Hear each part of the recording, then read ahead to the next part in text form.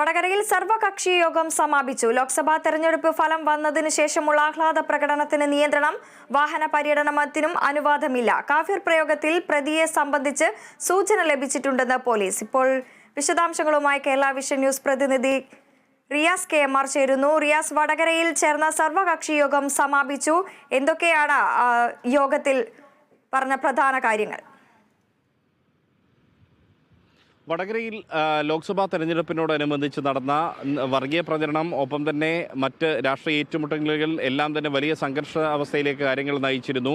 അതുകൊണ്ട് തന്നെ തെരഞ്ഞെടുപ്പ് ഫലപ്രഖ്യാപന ദിവസവും സംഘർഷ സാധ്യതകൾ ഉണ്ടായിരുന്നു. അതിൻ്റെ അടിസ്ഥാനത്തിലാണ് ഉത്തരമേഖല IG K സേതുരാമൻ ഇന്ന് സർവകക്ഷി സമാധാന യോഗം വിളിച്ചു ചേർത്തത്.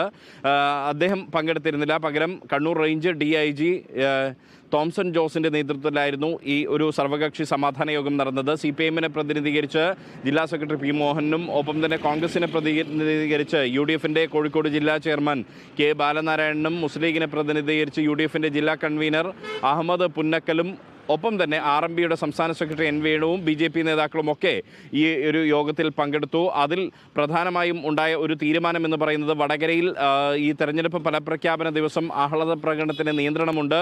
വൈകുന്നേരം 7 മണി വരെ മാത്രമേ ആഹ്ലാദ പ്രകടനത്തിന് അനുമതി നൽകിയിട്ടുള്ളൂ. കൂടാതെ വാഹന പര്യടനം അനുവദിക്കില്ല എന്നൊരു തീരുമാനം ഉണ്ടാക്കിയിട്ടുണ്ട്. എല്ലാ കക്ഷികളും ഇത് പാലിക്കാമെന്നൊരു ഉറപ്പ് നൽകിയിട്ടുണ്ട്. ഒപ്പം തന്നെ കാഫിർ വിവാദം ചർച്ചയായതായി CPIM-ന്റെ ജില്ലാ സെക്രട്ടറി P മോഹൻ മാസ്റ്റർ തന്നെ സമ്മതിക്കുന്നു. ഒപ്പം എല്ലാ നേതാക്കളും സമ്മതിക്കുന്നുണ്ട്. അദ്ദേഹം പറഞ്ഞത്, ഈ കാഫിർ വിവാദം സംബന്ധിച്ച പരാതി ഒരുപാട് പരാതികളുടെ കൂട്ടത്തിൽ ഒരു പരാതി മാത്രമാണ്, അതിൽ പോലീസ് അന്വേഷണം നടത്തുമെന്ന് അറിയിച്ചിട്ടുണ്ട് എന്ന് അദ്ദേഹം വ്യക്തമാക്കുന്നു. ഒപ്പം തന്നെ UDF-ന്റെ ജില്ലാ ചെയർമാൻ K ബാലനാരായണൻ പറഞ്ഞത്, ഈ പ്രതികളുടെ സൂചന ലഭിച്ചതായി പോലീസ് യോഗത്തിൽ വ്യക്തമാക്കിയിട്ടുണ്ട്. പ്രതി ആരെന്ന് സംബന്ധിച്ച് അടുത്ത ദിവസം തന്നെ പിടികൂടാൻ സാധിക്കുമെന്നൊരു ആത്മവിശ്വാസം പോലീസ് പ്രകടിപ്പിച്ചതായി വ്യക്തമാക്കുന്നു. ഈ RMP സംസ്ഥാന സെക്രട്ടറി N വേണു പറഞ്ഞത്, വടകരയിലെ വർഗീയ പ്രചരണത്തിൽ കൃത്യമായ അന്വേഷണവും നടപടിയും വേണമെന്ന് RMP ആവശ്യപ്പെട്ടതായി അദ്ദേഹം വ്യക്തമാക്കുന്നുണ്ട്. എല്ലാവരും ഒറ്റക്കെട്ടായി പറഞ്ഞൊരു കാര്യം, വടകരയിൽ സമാധാനം ഉണ്ടാകണം, അതിനുള്ള പരിശ്രമങ്ങൾക്ക് എല്ലാ പിന്തുണയും നൽകുമെന്ന് എല്ലാ രാഷ്ട്രീയ കക്ഷികളും പറയുകയും ചെയ്തിട്ടുണ്ട്. വടകരയിൽ സർവകക്ഷി യോഗം സമാപിച്ചു. ലോക്സഭാ തെരഞ്ഞെടുപ്പ് ഫലം വന്ന ശേഷമുള്ള ആഹ്ലാദ പ്രകടനത്തിനടക്കം നിയന്ത്രണം ഏർപ്പെടുത്തിയിട്ടുണ്ട്. റിയാസ് KMR ആണ് വാർത്തയുടെ വിശദാംശങ്ങൾ നൽകിയത്.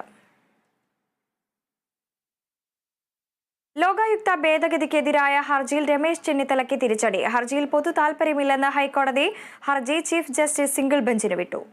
ലോകായുക്ത നിയമ ഭേദഗതി ചോദ്യം ചെയ്ത് മുൻ പ്രതിപക്ഷ നേതാവും ഇപ്പോഴത്തെ MLA രമേശ് ചെന്നിത്തല ഹൈക്കോടതിയെ സമീപിച്ചു. ഈ ഹർജിയിൽ പൊതു താൽപ്പര്യമില്ല എന്നുള്ളൊരു നിരീക്ഷണം ഇപ്പോൾ ചീഫ് ജസ്റ്റിസ് അധ്യക്ഷനായ ബെഞ്ച് മുന്നോട്ട് വെച്ചിരിക്കുന്നു. അതുകൊണ്ട് തന്നെ ഈ കേസ് വിശദമായ വാദം കേൾക്കാൻ വേണ്ടി ഇതിൻ്റെ സാങ്കേതിക വശങ്ങളും ഈ ഹർജിയുടെ നിയമവശങ്ങളും, അതോടൊപ്പം ഈ ഹർജിയിൽ ഉന്നയിക്കുന്ന വാദങ്ങളുടെ വസ്തുതയും പരിശോധിക്കുന്നതിന് വേണ്ടി സിംഗിൾ ബെഞ്ചിൻ്റെ പരിഗണന